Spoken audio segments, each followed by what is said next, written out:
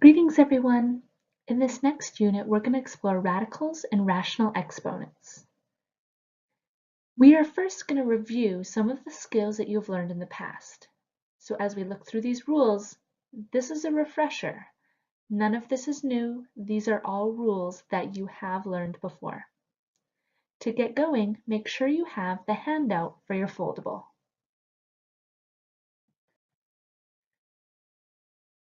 As the foldable says, you'll want to cut along the dotted lines, and then you're going to fold each tab inwards. This will allow you to glue this right into your notebook, just as you see here. Pause this video and take a moment to take care of that.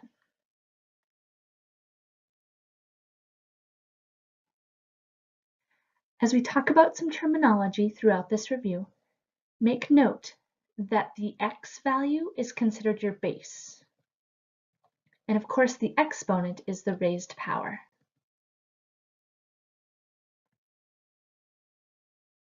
X to the fourth means multiply x by itself 4 times. That's where an exponent comes from.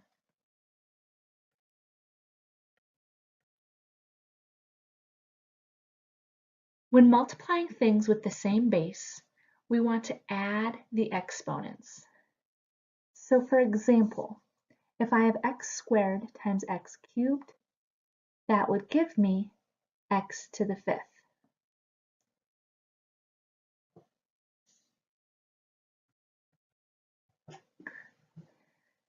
Let's talk about why that is. If I was to draw this out, I have x squared, which is x times x. If I have x to the third, I have x times x times x. Therefore, I have 5 x's total, which gives me x to the fifth. When dividing things with the same base, we want to subtract the exponents. So in this case, I would subtract 2 from 3 and end up with x to the 1.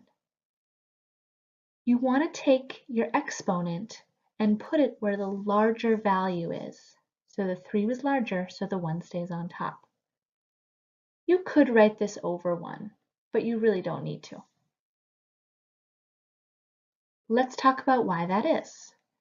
Visually, if I have 3 x's on top and 2 on bottom, I can go ahead and cross off 2 on top and 2 on bottom, which would leave me with 1x on top. If you ever forget the rules, draw it out. It's very helpful.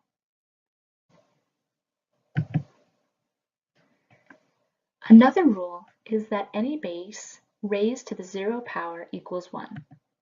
X to the 0 equals 1, 45 to the 0 equals 1.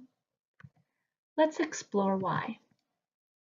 If I have x squared divided by x squared, I know that anything divided by itself is 1. Let's explore how that looks with our exponents. If I'm dividing bases, I subtract the exponents. Therefore, I have 2 minus 2, which simplifies to x equals 0. Anything to the 0 power is 1, which makes sense because anything divided by itself is 1.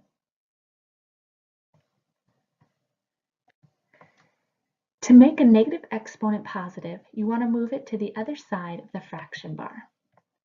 So for example, if I have x to the negative 1, I can move it to the bottom because currently it's on top. And by moving it, it now becomes positive.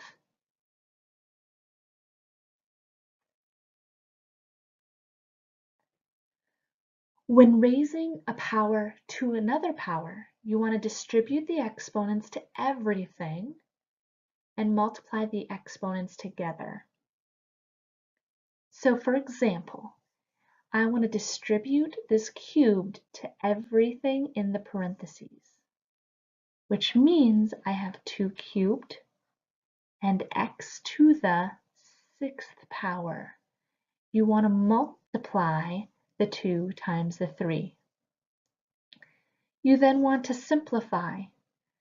So 2 cubed is the same as saying 2 times 2 times 2, which would be 4 times 2, which would be 8. So you want to simplify that to 8x to the 6th power.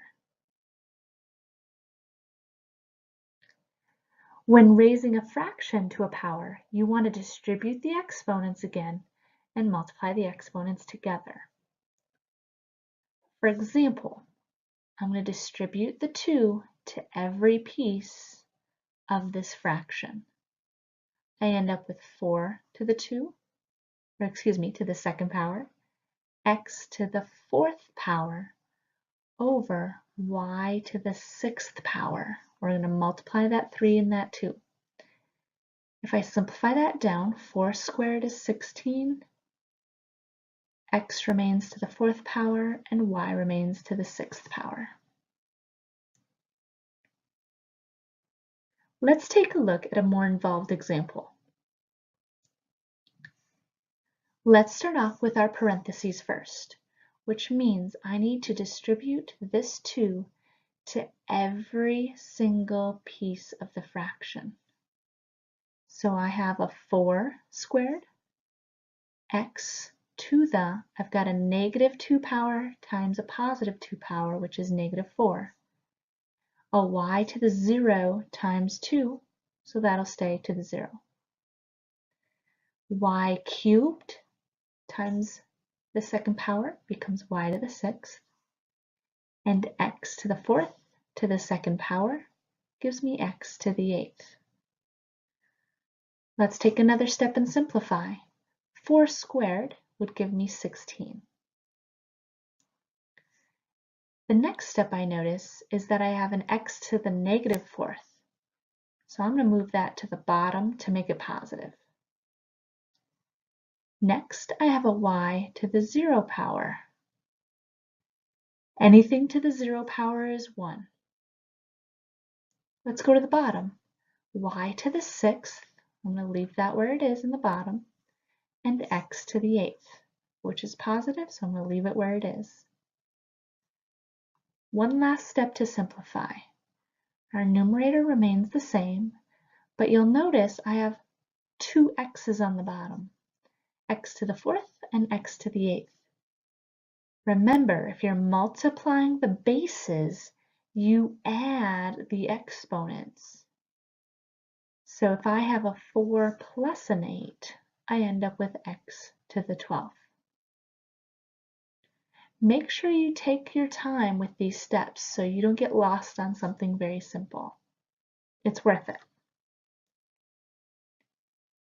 As we continue through this exponents review, which will help us with preparing for our ACT review, make sure that you explore additional videos, previous notes, or any other resource that might be helpful in remembering these rules. We'll see you next time.